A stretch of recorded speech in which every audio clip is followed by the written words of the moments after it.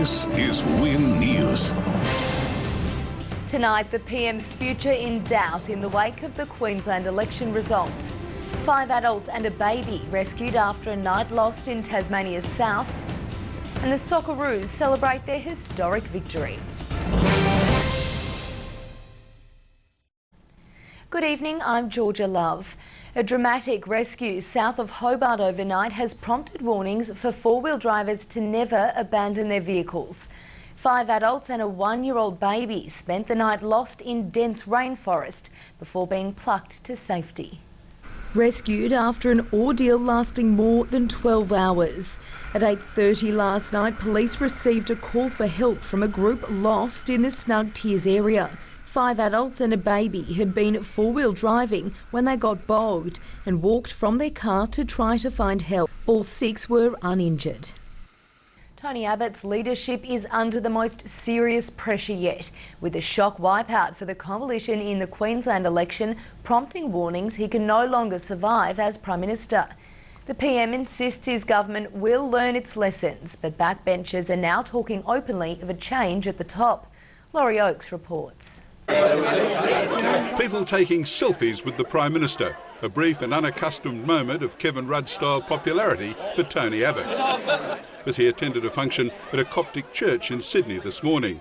But there wasn't much love for him among political colleagues as federal coalition MPs absorbed the seriousness of yesterday's election tidal wave in Queensland. Victorian Liberals were angry at Mr Abbott when they lost government there after just one term. Mr Abbott didn't help Campbell Newman avoid becoming a one-term wonder, and now the coalition fear is that the Abbott government itself might be headed for the chop after one term. Another possible alternative leader, Foreign Minister Julie Bishop, has reassured Mr Abbott that she's not after his job.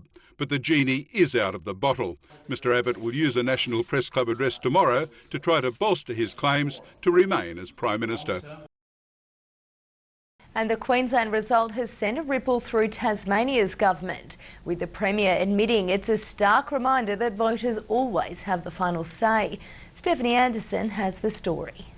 With the fate of his Queensland colleague front and centre, Premier Will Hodgman was frank. Well, look, you'd have to be on another planet not to notice a result like that, but ultimately the people of Queensland took issue with the performance of the government, perhaps its style. When it comes to the specifics, he wouldn't elaborate, except to say his team will reflect on the result. And the future of Tasmanian doctors' wages remains in limbo, with the Premier refusing to comment on whether a pay rise ruling from the Industrial Commission last month will be implemented by his government, saying the issue is still under consideration. But doctors say the increase is only fair. We think the government would be extremely unwise to challenge or appeal the Commission's decision.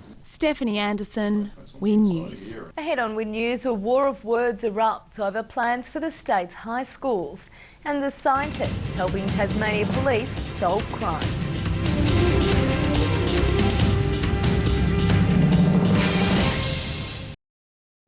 Welcome back. A war of words has erupted between the Education Union and government over the plan to extend Tasmanian high schools to years 11 and 12.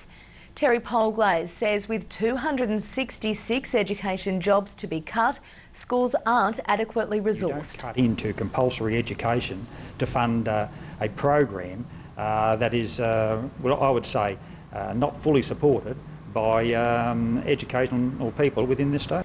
6 schools will offer Years 11 studies when Term 1 begins this week. Well, sport's up next, and 2 world-class netball teams are headed to Tasmanian shores. And Serena Williams overcomes illness to claim her 6th Australian Open title.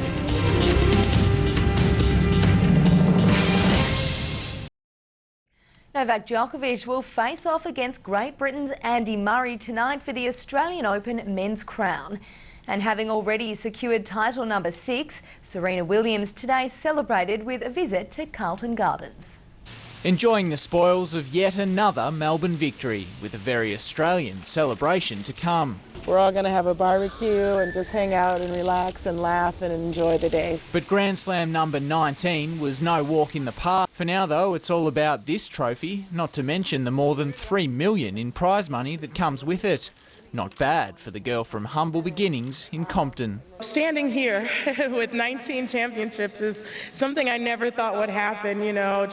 I went on the courts with just a ball and a racket and a hope, and that's all I had.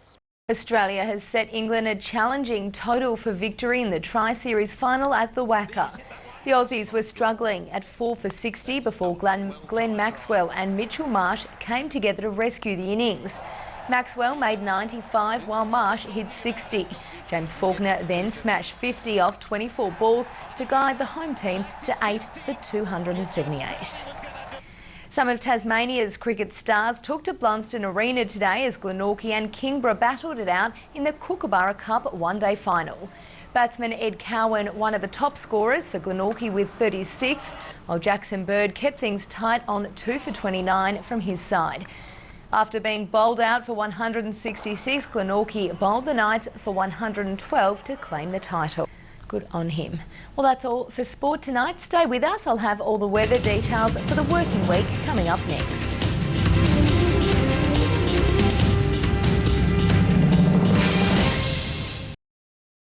We're taking a look at today's weather now, and it was another chilly day across much of Tasmania to kick off the last month of summer.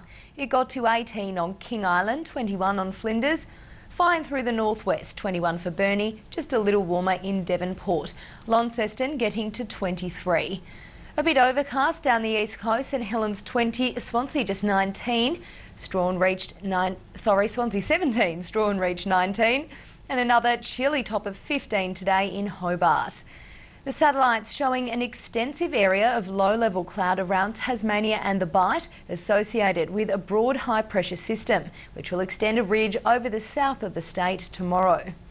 To boating and swells up to 1.5 metres in the east and south, less than 1 in the north.